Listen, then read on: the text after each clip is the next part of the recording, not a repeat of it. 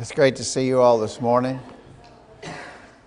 It's a little hard to remember where we were 15 weeks ago. Can you imagine? It's been 15 weeks since we've been able to have our Sunday morning Bible study. But we are studying in Genesis, and we're prepared to begin in chapter 39. And I don't know if we actually introduced these things last week or not, or last time or not, but we're going to pick up at lesson 10. If you're looking at your study guide book, in lesson 10, we're talking about Joseph, and we're talking about Joseph as he has been sold into slavery. His jealous brothers sold him, as you remember, and he became a slave in Potiphar's house in Egypt. Chapter 37 verse 36 says, the Midianites sold him into Egypt unto Potiphar, an officer of Pharaoh's and captain of the guard. I think a lot of people think that Potiphar was really a high-ranking guy, maybe in charge of Pharaoh's security detail, basically the head of what we would refer to as the Secret Service, that he was top dog. He was a really high-ranking official in Egypt.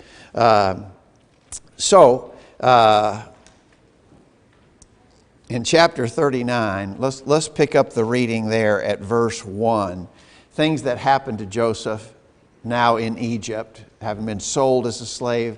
He's serving in Potiphar's house. Chapter 39, Genesis chapter 39, verse 1. Joseph was brought down to Egypt, and Potiphar, an officer of Pharaoh, captain of the guard, an Egyptian, bought him of the hands of the Ishmaelites, which had brought him down thither. And the Lord was with Joseph, and he was a prosperous man, and he was in the house of his master, the Egyptian. And his master saw that the Lord was with him, and that the Lord made all that he did to prosper in his hand. And Joseph found grace in his sight, and he served him, and he made him overseer over his house. And all that he had he put into his hand. And it came to pass from the time that he had made him overseer in his house, and over all that he had, that the Lord blessed the Egyptian's house for Joseph's sake. And the blessing of the Lord was upon all that he had in the house and in the field. And he left all that he had in Joseph's hand, and he knew not aught he had, save for the bread which he did eat. And Joseph was a goodly person and well favored. And it came to pass after these things that his master's wife cast her eyes upon Joseph, and she said, Lie with me. But he refused and said unto his master's wife, Behold, my master wotteth not what is with me in the house, and he committeth all that he hath to my hand. There is none greater in this house than I, neither hath he kept back anything from me but thee, because thou art his wife. How then can I do this great wickedness and sin against God? And it came to pass as she spake to Joseph day by day, that he hearkened not unto her to lie by her or to be with her. And it came to pass about this time that Joseph went into the house to do his business, and there was none of the men of the house there within. And she caught him by his garment, saying, Lie with me. And he left his garment in her hand and fled and got him out. And it came to pass, when she saw that he had left his garment in her hand and was fled forth, that she called unto the men of her house and spake unto them, saying, See, he hath brought in an Hebrew unto us to mock us. And he came in unto me to lie with me, and I cried with a loud voice. And it came to pass, when he heard that I lifted my voice and cried, that he left his garment with me and fled and got him out. And she laid up his garment by her until his Lord came home. And she spake unto him according to these words, saying, The Hebrew servant which thou hast brought unto us came in unto me to mock me. And it came to pass, as I lifted my voice and cried, that he left his garment with me and fled out. All right, so this is a familiar story to us. We know this story, and we're familiar with the details of it, but there's always so much to learn from it. And of course, one of the things that we see over and over again is the goodness of Joseph. I've thought before that Joseph is sort of a unique character in the Bible in regards to the fact that we know no bad things about him. I don't know that you could point out in the life of Joseph a single bad thing that he did. A lot of Bible heroes, Abraham. Well, we know Abraham had some flaws. King David. Well, we know King David had his flaws. But Joseph is good throughout, and everything that he does seems to be excellent. And in this episode, obviously, he does an excellent act of loyalty to God and faithfulness. Question 1 on the study sheet says, since the providence of God in the life of Joseph seems to be dominant theme of the next chapter, For instance, here in verse 2 that we just read, it said, the Lord was with Joseph. How do you see his providence in the details that we just read? I mean, actually, this looks like a bad thing. I mean, he gets lied about and thrown in prison, and we're supposed to say, wow, look at God's great providence. How would you explain it? In other words, if a skeptic said, you guys, you Bible believers, all the time talking about how God is with his people, and God protects his people, and God's providential care will be a blessing.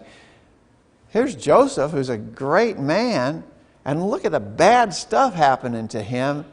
Where's your providence of God here, guys? Monty? God has never promised anybody in the whole Bible that we're aware of that nothing bad is ever going to happen to them.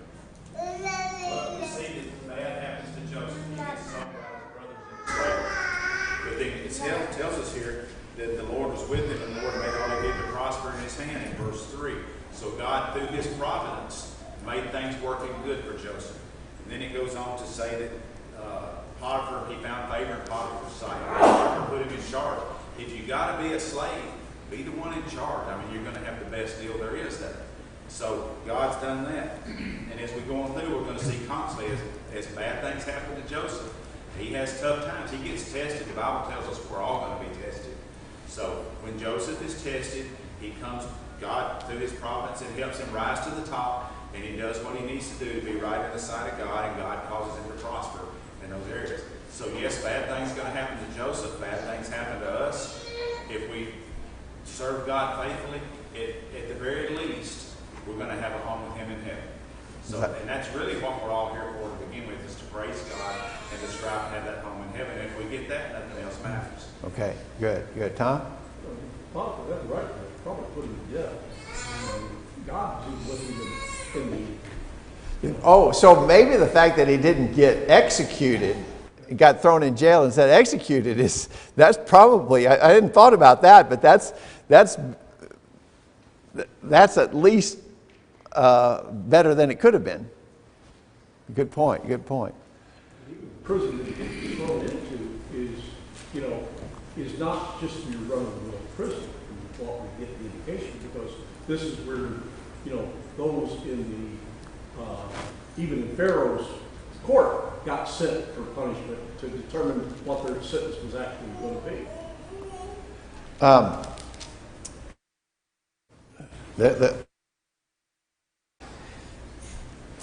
Are there any events that seem to be arguing against God's providence?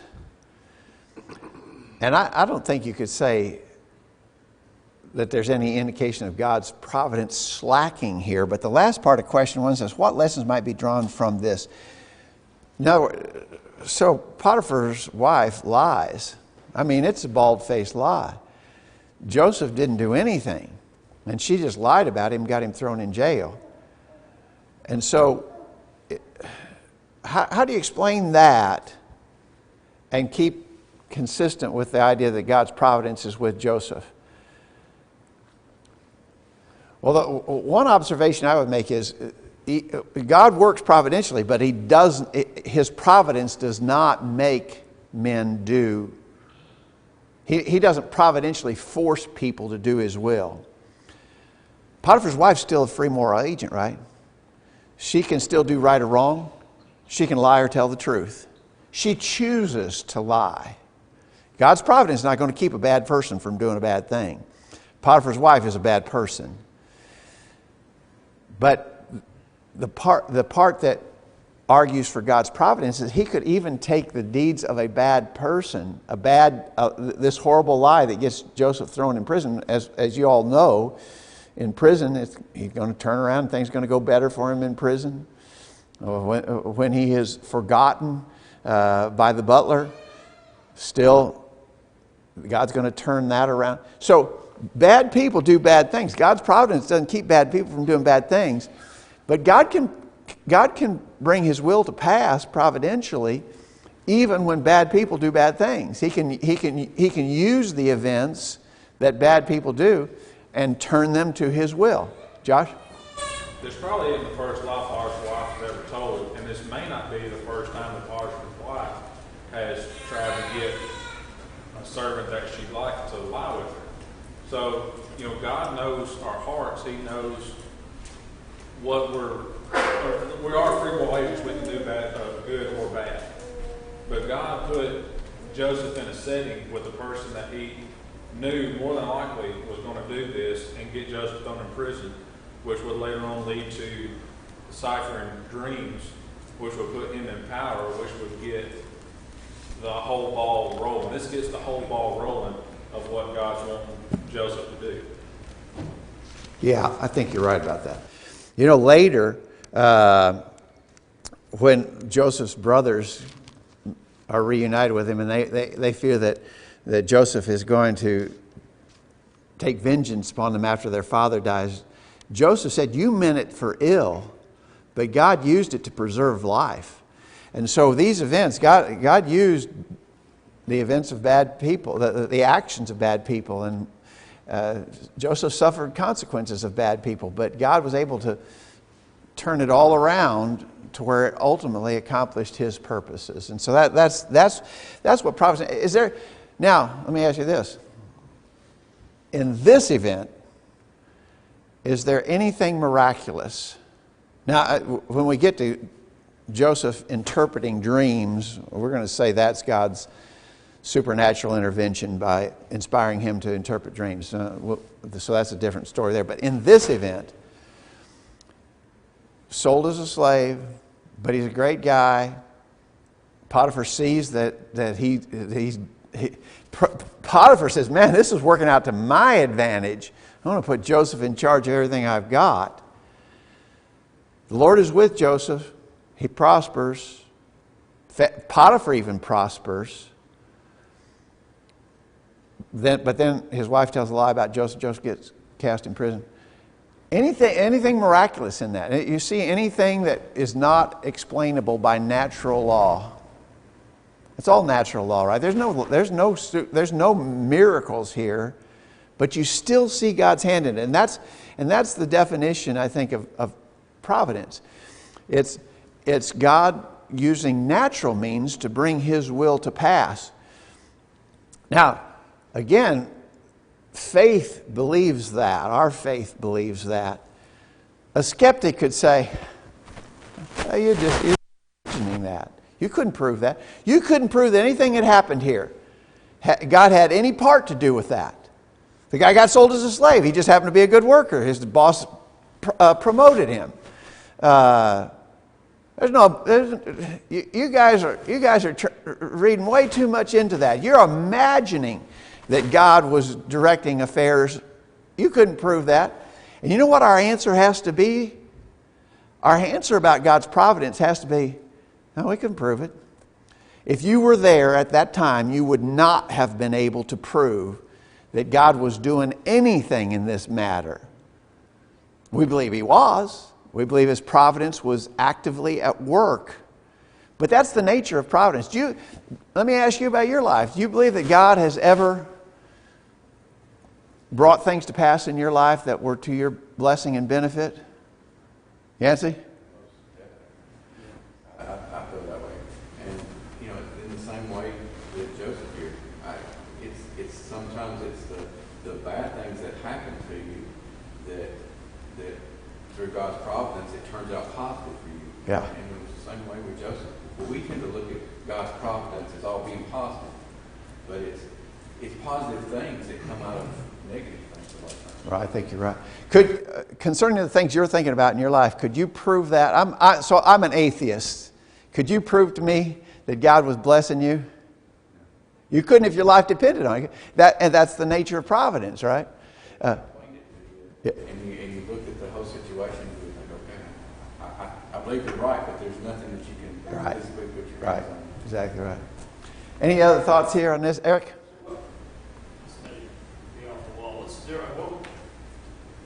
How would you contrast God's providence with a miracle? I would say that a miracle is by definition something supernatural, something that doesn't happen in the normal course of events following physical law. So a miracle suspends natural law to cause something to happen that could not happen normally. Whereas providence, God works in natural ways to bring about his desire. Like in this story, a person, Joseph being a good guy, working hard, getting promoted.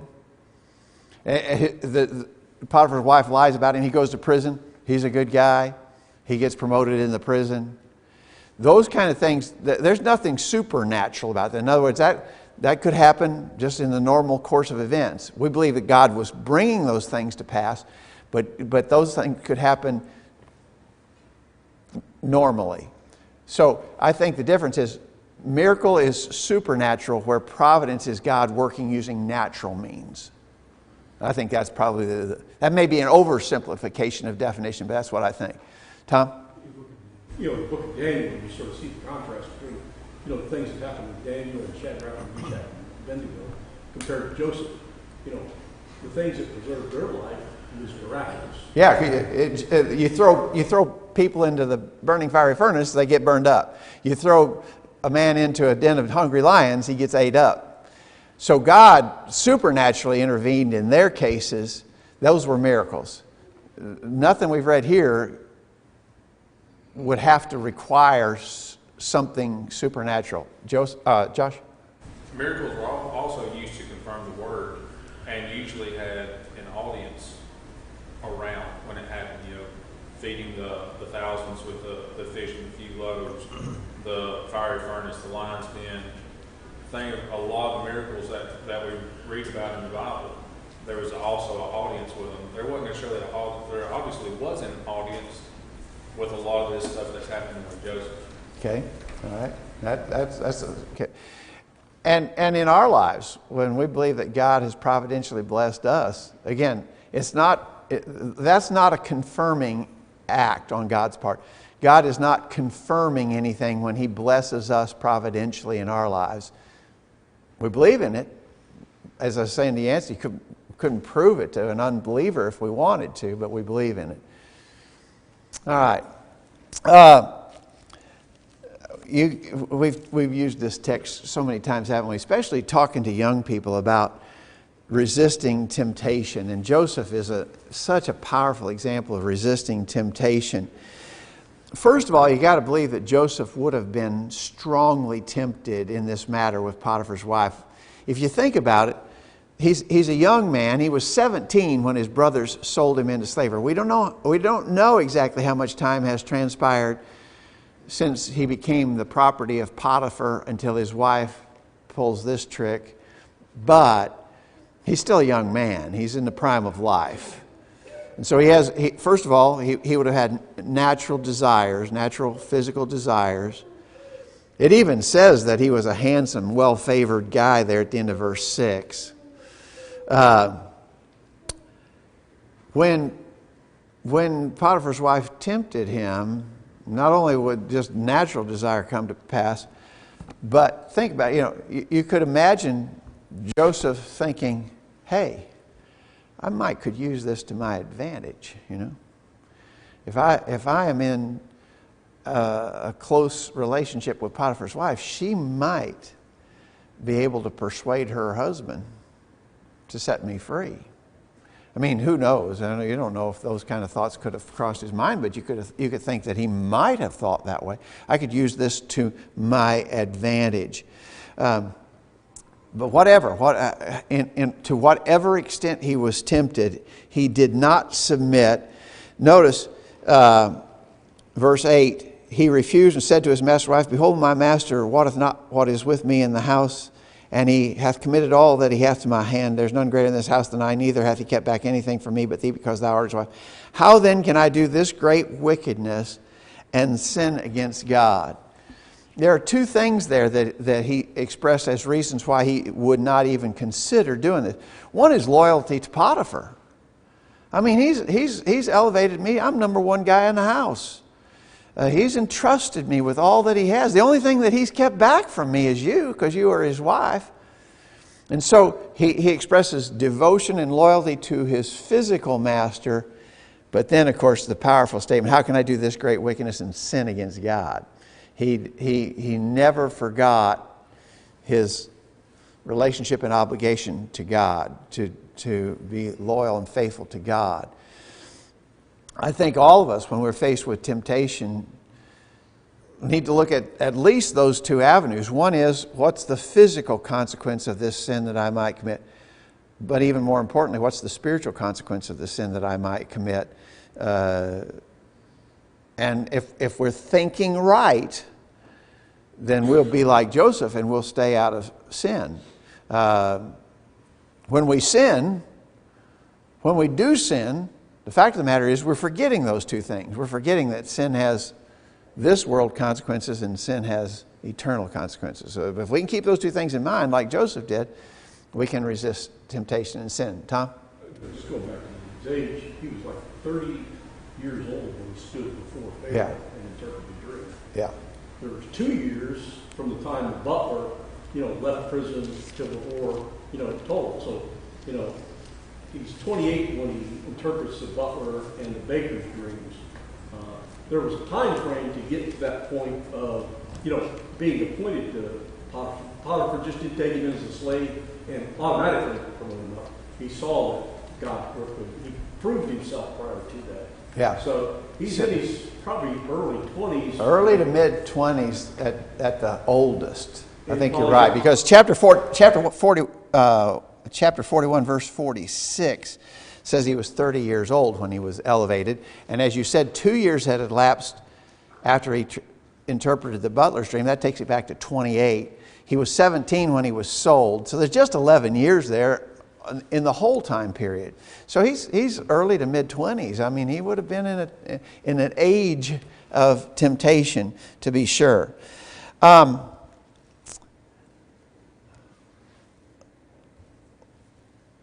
Notice that about the temptation of Joseph, what you like to think about temptation is it hits you once, you say no, and then you never have to deal with it again. But notice verse 10, it came to pass as she spake to Joseph day by day, that he hearkened not unto her to lie by her to be with her. That's the nature of temptation, isn't it? And so maybe today I say no, but the temptation keeps coming back, it wears me down. And finally I give in. Can't do that. And Joseph is a great example of consistently staying strong against temptation. Tom? It appears that she actually plotted to set this whole thing up to get him into that position.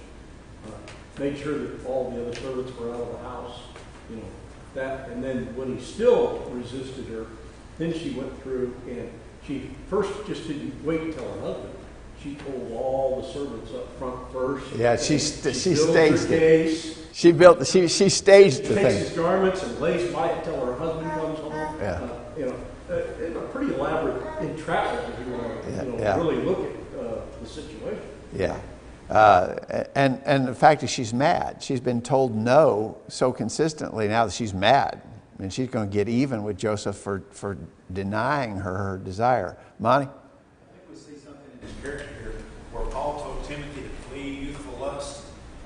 Joseph, it says in verse 10, he didn't consent to lie with her or to be with her. I kind of get the impression he's gone to some effort to avoid her when he says not to even be with her, try to stay out of her presence.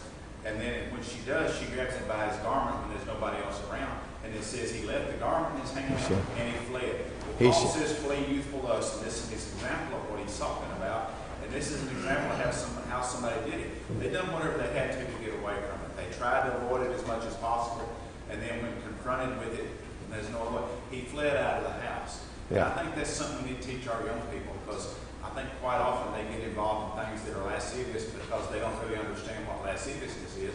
But we need to teach them not to get close to these things, but to flee with them, to stay away from them as far as we can. And if we do get in that situation, bail out and run, whatever we got to do. Yeah, I mean, to actually literally run. I think you're exactly right. And that's a great example of Joseph again. When the temptation finally comes so strong that what do? You run, literally. He literally ran away to get away from her. Eric? Not only what Monty said, teach our kids that, but we can teach them 1 Corinthians 10:13. And it says not only do we run, but God's going to provide a way out for us. Yeah. We're going to look for it and take it. Take the way out. Exactly right. How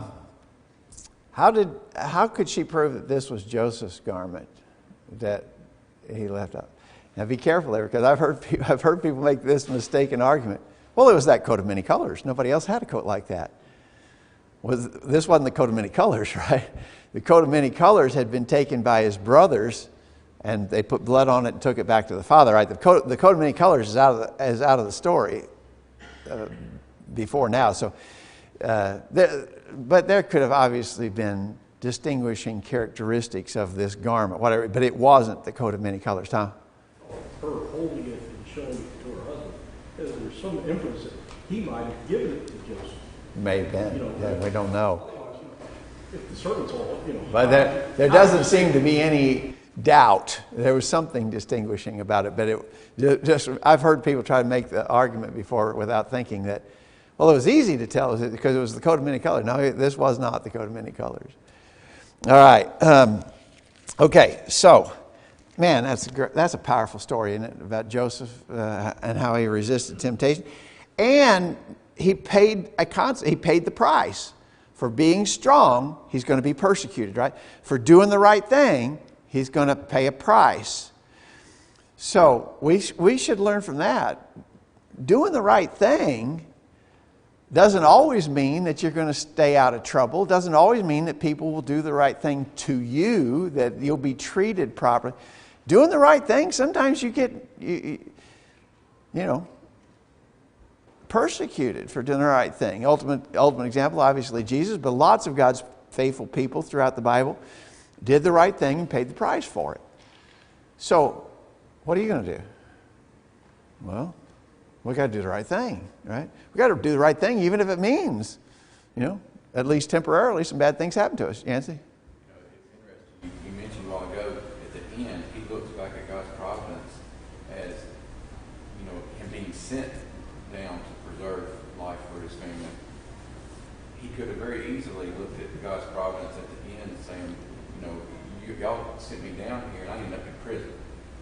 And so instead of looking at God's providence, he could have looked at it very negative as a result of being sent down, him being preserved. And so I think it's very wise of him to look at the big picture and see. He's wise enough to see the whole thing. Whereas oftentimes we get sort of tunnel vision. I have been treated wrong, and I'm going to get even with you, instead of trying to see the bigger picture. I think you're right. All right, let's read just a little bit further here in chapter 19 to the end of chapter 39 rather, beginning at verse 19. It came to pass, when his master heard the words of his wife, when she spake to him, saying, After this manner did thy servant to me, that his wrath was kindled. And Joseph's master took him and put him into the prison, a place where the king's prisoners were bound, and he was there in the prison. But the Lord was with Joseph, and showed him mercy, and gave him favor in the sight of the keeper of the prison. And the keeper of the prison committed to Joseph's hand all the prisoners that were in the prison, and whatsoever they did there, he was the doer of it. The keeper of the prison looked not to anything that was under his hand, because the Lord was with him. And that which he did, the Lord made to prosper.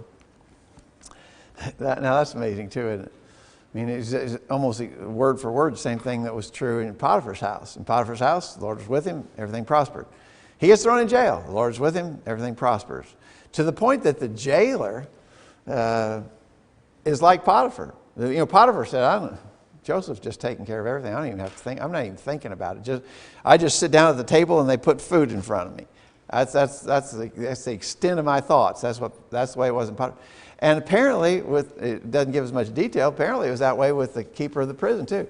He doesn't even have to think about anything. He's got Joseph. Joseph's taking care of all the business. And so again, Joseph.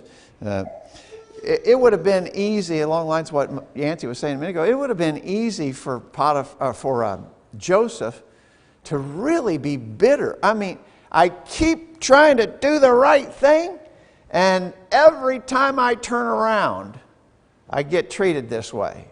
And I'm over it. I'm giving up. I'm not doing this anymore. Don't you think it would have been pretty easy for Joseph to be bitter the way all this is coming to pass? He doesn't. He just keeps doing the right thing. Keeps being loyal, being faithful, working hard. pretty amazing. Yancey? You know, which tells us we've got to keep looking in our lives. You know, bad things are going to happen to us, but we need to look at those things and see how God is using those things in our life to maybe send us down a better path or a different path. Or maybe even just to change your heart or your attitude. Keep looking for God's providence in our life. Exactly. Tom? Not a lot of detail given to us. You know, whether, you know, is God talking to Joseph off and on, telling him, you know, patience, you know, I'm with you. You know, be encouraged. Now, we don't know. We don't know. It's not told to us. But these things that lead there with Potiphar, it says God was with him. When he was in prison, it said God was with him. You know, we know that God is still talking through the patriarchs in various times. It wouldn't be out of the question. We could, because as you say, God there was no written message from God at this point. All of this was, anything that God interacted with people was by dreams or visions or oral. There was no written revelation. You're right. When we look at, you know, later on with, you know, Elijah, he's up here on Mount Carmel and he performs, you know, goes through, performs a sacrifice and does all that, and then Jezebel threatens him and he gets discouraged. You know, when God gives him a point of encouragement, he says there's, you know, several thousand that haven't been, you know, bowed their knees to Baal. So, you know, here we have a prophet of God that is being discouraged about events, and God's talking to him, telling him to be encouraged, and, you know, it's still happening. So it's not unheard of. It's certainly not impossible that God might have been giving direct revelations to Joseph. It's possible because here, as we begin chapter 40, we're going to see that he is empowered miraculously to interpret dreams. So let's read on into chapter 40, beginning at verse 1. And it came to pass after these things that the butler of the king of Egypt and his baker had offended their lord the king of Egypt. And Pharaoh was wroth against two of his officers, against the chief of the butlers, against the chief of the bakers. And he put them in ward in the house of the captain of the guard, into the prison, the place where Joseph was bound. And the captain of the guard charged Joseph with them, and he served them, and they continued a season in ward. And they dreamed a dream, both of them, each man his dream in one night, each man according to the interpretation of his dream. The butler and the baker, the king of Egypt, were bound in the prison. And Joseph came in unto them in the morning and looked upon them, and behold, they were sad. And he asked Pharaoh's officers that were with him in the ward of his lord's house, saying, Wherefore look ye so sadly today? And they said to him, We have dreamed a dream, and there is no interpreter of it. And Joseph said to them, Do not interpretations belong to God? Tell me them, I pray you. And the chief butler told his dream to Joseph, and said to him, In my dream, behold, a vine was before me, and in the vine were 3 branches, and it was as though it budded, and her blossoms shot forth, and the clusters thereof brought forth ripe grapes. And Pharaoh's cup was in my hand, and I took the grapes and pressed them into Pharaoh's cup, and I gave the cup to the Pharaoh's hand. And Joseph said to him, This is the interpretation of it. The 3 branches are 3 days. Yet within 3 days shall Pharaoh lift up thy head and restore thee into thy place, and thou shalt deliver Pharaoh's cup into his hand after the former manner when thou wast his butler. But think on me when it shall be well with thee, and show kindness, I pray thee, unto me, and make mention of me to Pharaoh, and bring me out of this house. For indeed I was stolen away out of the land of the Hebrews, and here also I have done nothing that they should put me into the dungeon. Then the chief baker saw the interpretation was good, and he said to Joseph, I also was in my dream, and behold, I had 3 white baskets on my head. And in the uppermost basket there were all manner of baked meats for Pharaoh, and the birds did eat them out of the baskets upon my head. And Joseph answered and said, This is the interpretation thereof. The 3 baskets are 3 days. Yet within 3 days shall Pharaoh lift up thy head from off thee, and shall hang thee on a tree, and the birds shall eat thy flesh from off thee. And it came to pass the 3rd day, which was Pharaoh's birthday, that he made a feast unto all his servants. And he lifted up the head of the chief butler and of the chief baker among his servants. And he restored the chief butler to his butlership again. And he gave the cup into Pharaoh's hand, but he hanged the chief baker, and hanged the chief baker as Joseph had interpreted to them. Yet did not the chief butler remember Joseph, but forgat him. All right, so you know this story. This is not a new story to us at all, right? The author asks us, why would the offices of butler and baker for the king need to be filled by trusted persons? Well, the jobs these 2 guys had, what was potentially significant about it? Monty? would seem that the butler would have been, in some translations, refers to him as a cupbearer. He would have been the one probably that sampled Pharaoh's drink to make sure it wasn't poison. He took some of it in advance. If it didn't kill him, then he was able to give it to Pharaoh. He would have overseen this stuff to make sure that it came from trusted, reputable dealers or sources. So he was in charge of Pharaoh's life as far as what his drink went. You might would think that the baker would have been the same way. He's the one in charge of fixing Pharaoh's food. And he has that same responsibility to make sure it's good food, it's going to be healthy for him, it's not going to make him sick, he's not going to be poisoned and disturbed by it in any way. So these were men that had to be trusted positions, that Pharaoh knew that these guys who were taking care of what he was taking into his body was going to make sure it was good stuff. I think you're right. I think, we would say they probably served the role of food tasters. I think in the case of many high-ranking officials even today, there are people who are constantly observing the food that is consumed. I'm sure even our president just doesn't eat anything and everything. There's great security over, because historically one of the ways you assassinate people, right, of course, is to poison them. That's happened plenty of times in history. And so they were not only, they weren't just serving him food, they were probably in a protective role over Pharaoh's well-being. What had they done to make Pharaoh so mad at them and he threw him in jail? We don't know, but it wouldn't be a stretch to imagine they probably weren't doing that job carefully. He probably figured out that they were not being as meticulously careful about his safety as he thought they should. We don't know, but it says that he was wroth in verse 3 there. The Pharaoh was wroth against two of his officers. He was angry. So they had let down on their responsibilities in some way. Tom? It could have been a plot, that was made in order to do it. And, instead of just taking it on and executing, they went through some kind of interrogation process to find out what it was. And when it was found out, the one was punished and the other was restored. It makes you think that upon investigation, Pharaoh realized that the butler was not responsible, or he was innocent in his conduct, whereas the baker apparently was not innocent in his conduct.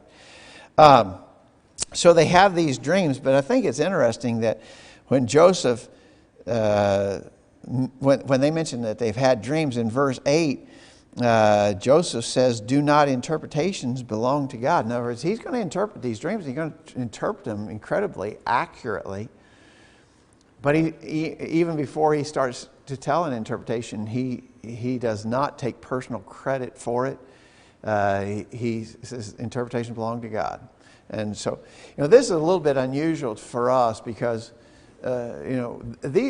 Joseph was familiar with revelatory dreams that gave information from God. Remember when he had dreams when he was back home about his brothers, even his mother and father bowing themselves down to him?